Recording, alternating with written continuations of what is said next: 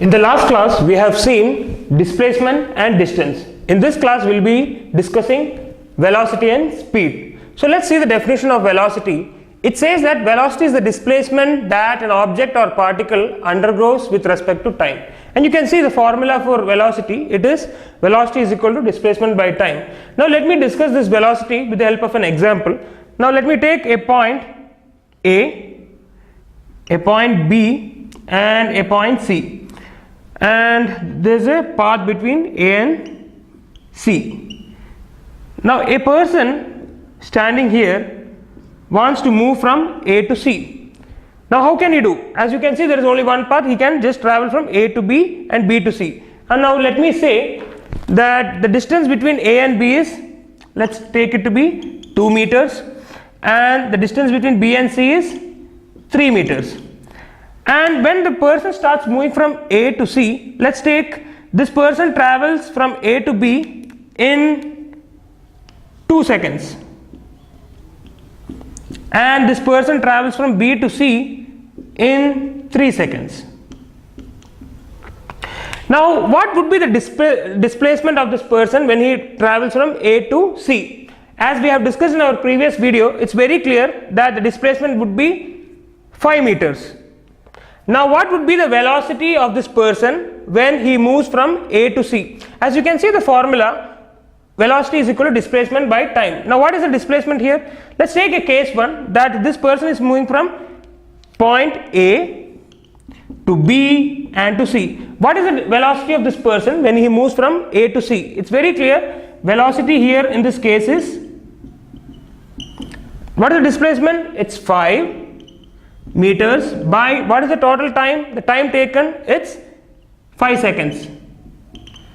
So the velocity here is 1 meters per second. Now let's take another case where this person moves from A to B, B to C and back to C to B. Let's take this case. He moves from A to B, then B to C and back to C to B. Now in this case, what I am trying to tell you is that he moves from A to B, that is 2 meters in 2 seconds. He moves from B to C in 3 seconds, and again he moves back from C to B in 3 seconds. That is, he covers 3 meters in 3 seconds. So what is the velocity of this person here? Velocity of this person when he moves from A to B, B to C and from C to B. You can see the total displacement here is what, as we have discussed, that the total displacement is the shortest length between point A and B. It is 2 meters.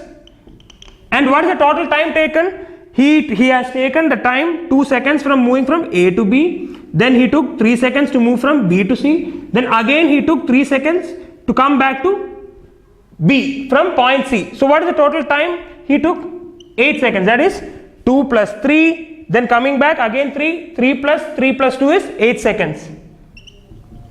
Now what is the velocity of this person here? Velocity is equal to, you can see it is 1 by 4 meters per second or 0.2 meters per second. Let's discuss the concept of speed. As you can see, the definition of speed is the distance traveled by an object or a particle per unit of time. Now let's take the same example to discuss it. Let's take 3 points A, B, C, A, B and C. And I have a person standing at point A and he wants to move from point A to C. Now let's take the distance between A and B is 2 meters and B and C is 3 meters, and the time taken by the person to move from A to B is 2 seconds. Let's take it to be 2 seconds. And the time taken by the person to move from B to C is 3 seconds.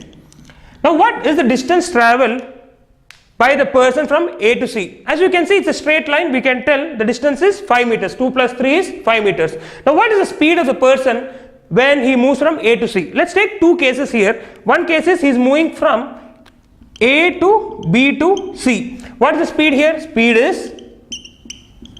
is total distance traveled by the person and the total time taken by the person to move from A to C. So what is the total distance traveled by the person? It's 2 plus 3, it's 5 meters. And what is the total time taken by the person to move from A to C? It's 5 seconds.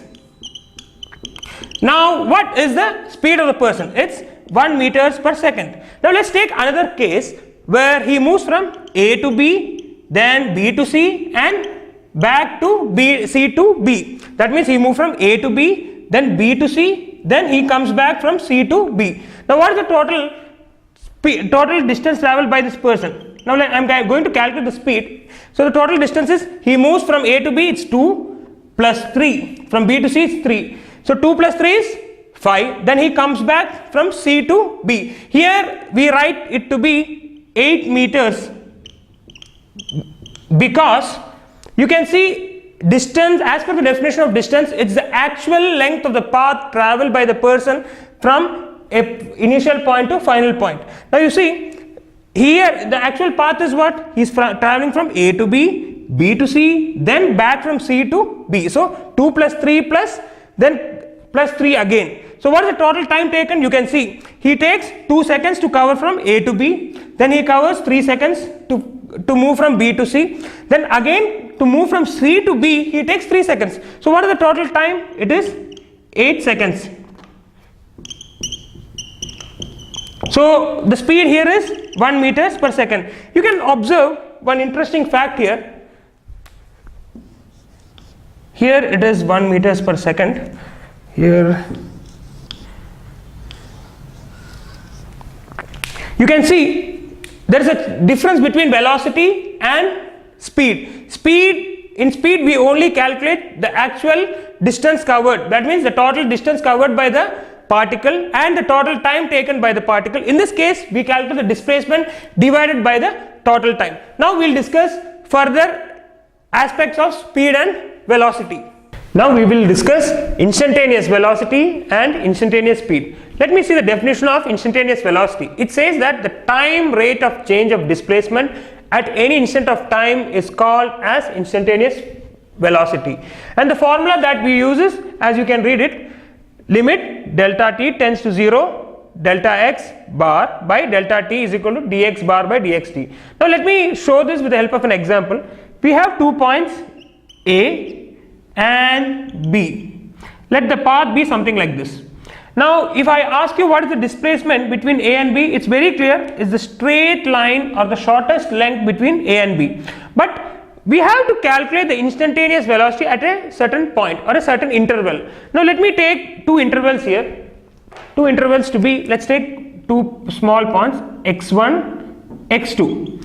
And it's a very small length, and the time taken by an object starting from A while going to B will be like, it takes around x1 to x2, the time taken is delta t, and we say the delta t is approximately equal to 0. That means it's a very small time, and we are trying to calculate delta x bar, where delta x as a magnitude as well as a direction. So what is instantaneous velocity? Instantaneous velocity helps us to know the displacement from x1 to x2, which is a very small interval, and you can call this as delta x.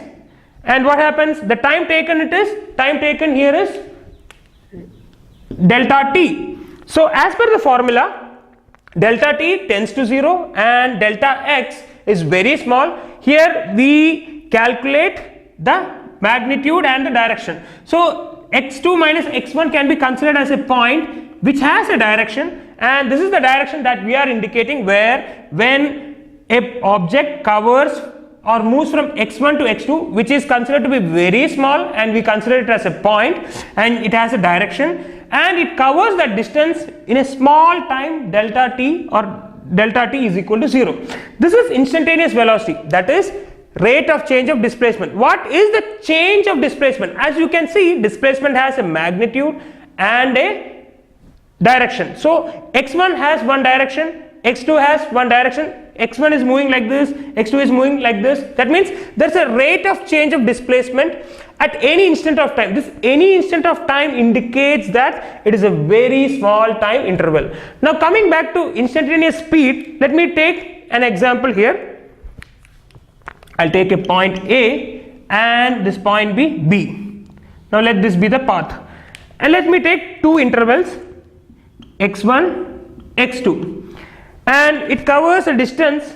This is delta x, and the time taken is delta t. You can see here very clearly, I am more concerned about the magnitude of the direction or magnitude of the distance covered by the object from x1 to x2. That is, you can see the magnitude of the change of distance. So there is a change of distance from x1 to x2, and this change of distance at an instant of time helps us to know the instantaneous speed. So you can see the difference, that instantaneous velocity and instantaneous speed can have same magnitude, but there is a difference where it has a different direction, but the similarity is it has a same magnitude at a certain point of time, but the direction is different. Now we will see uniform velocity and uniform speed. Now we shall discuss uniform velocity, uniform speed, non-uniform velocity and non-uniform speed. Let's see this. As per the definition of uniform velocity, it says that if an object undergoes equal displacements in equal intervals of time, then you call the object is having a uniform velocity. Let me describe this with the help of an example where I will be explaining non-uniform velocity as well. So let me explain with the help of an example. Let's take a point A, B, C. A, B, C points are in a straight line. Let's join that. Now there is a point D and E, F. Point D, E, F are in a straight line, and there is a slant between C and D. Now let's take point A, point B, point C, point D, point E, point F. Now I have a person standing here at point A, and he wants to move from point A to point F. And let me write the length between AB, BC, CD, DE and EF, and the time taken by the person to move from A to F. Let's take the distance or the length between A and B is 2 meters, B and C is 2 meters, C and D is 2 meters, D and E is 3 meters, E and F is 4 meters.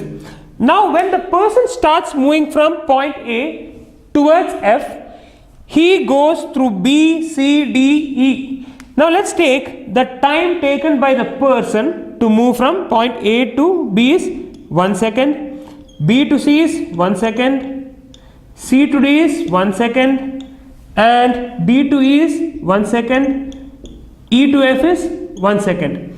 Now what would be the displacement of the person when he is moving from A to B? You can see the displacement is the straight distance or the shortest length between A and B is 2 meters, and the time taken by this person is 1 second. So the displacement is 2 by 1 or 2 meters per second. So the displacement or the velocity between A and B is 2 meters per second, and you can observe the velocity between B and C is 2 meters per second again, because the displacement is 2 meters and the time is 1 second.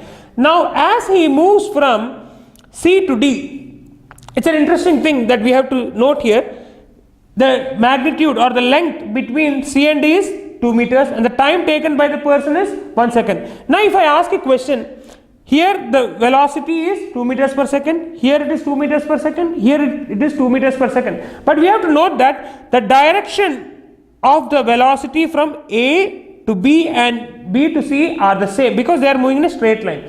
But as he moves from C to D, the velocity is 2 meters per second, but the direction of the person is not straight as compared to the way he moved from A to C. That is, though the velocity, the magnitude of the velocity is the same, but the direction is different. So we can tell the velocity between A and C and D are different. So here A and B and C are following a uniform velocity, that is equal displacements in equal intervals of time. The interval is 1 second, here it is 1 second, and the displacement is the same. As we know, displacement is a vector quantity, the displacement is the same. But in this case, C to D, the displacement is 2 meters and the direction is different. So we can tell, though A and C is having a same velocity or a uniform velocity, but C and D, though being having the same magnitude, is having a different velocity. So B, C and CD are having a non-uniform velocity, that is it is having unequal displacements in equal intervals of time. Why am I taking equal intervals? Because the time is the same. Now let's take the second part of it, D to E and E to F. Here you can clearly observe the magnitude is different, where the length traveled from D to E is 3 meters in 1 second, E to F is 4 meters in 1 second, and you can observe the overall velocity is non-uniform. It's having unequal displacements in equal intervals of time. This is one important part we have to note. Now let's discuss the uniform speed and non-uniform speed by using the same example. I take a point A, point B, point C, here point D, E, F. You can observe AB is in straight line, BC is a straight line, there is a slant here, and DE is in a straight line, EF is in a straight line. Now let's take a person is standing here and let the length between A and B be 2 meters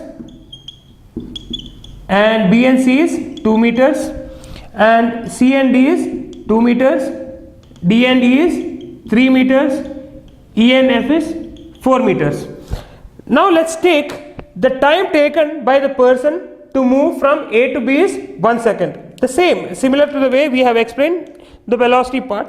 So here it is 1 second, here it is again 1 second, here it is 1 second, here it is 1 second, and here it is 1 second. Now let's see, when the person moves from A to B, he is having a speed of 2 meters per second.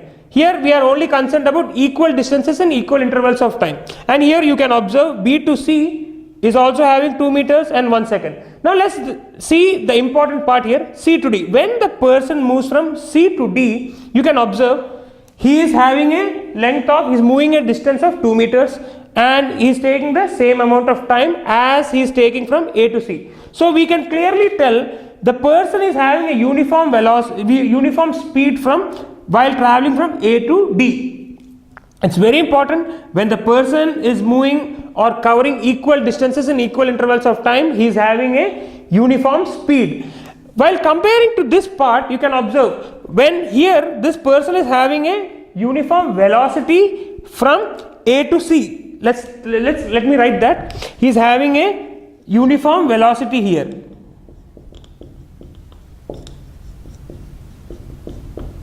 Why? Because there is equal displacements in equal intervals of time. But though the magnitude is equal, it is different because the direction of the displacement is different. So we can tell here he is having a non-uniform velocity. Let's take this case as you have seen. Well, he is moving from A to B, B to C, C to D. He is having a uniform speed. See, though the direction is different, in speed we don't look at the direction, we only look at the magnitude. As you have seen, this person is covering equal distances in equal intervals of time. So you can clearly say he is having a uniform speed while moving from A to D. And you can see on the other hand, while he is moving from D to E and E to F, he is having unequal distances. He is covering unequal distances in equal intervals of time. So you can tell he is having a uniform, non-uniform speed.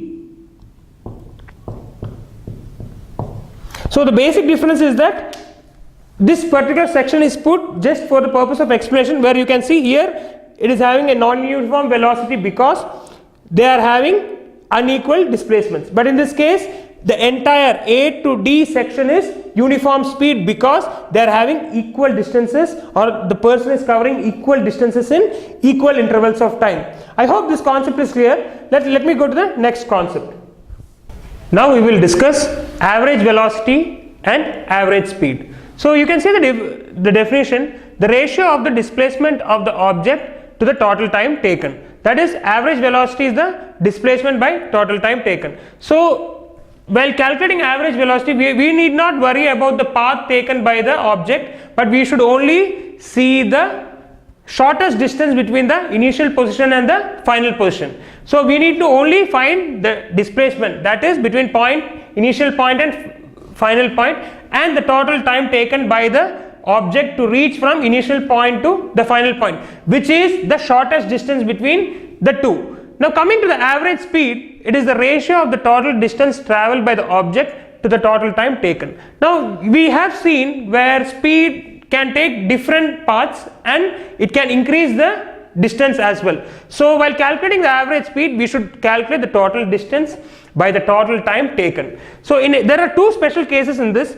Here if a particle travels distances d1, d2, d3 with speeds s1, s2, s3, then the formula for average speed is, because speed is equal to distance by time, here the distance is d1 plus d2 plus d3 so on. By here t1 plus t2, what we are doing is we are taking d1 by s1, which is t1, plus d2 by s2 is t2, and d2 by s3 is t3.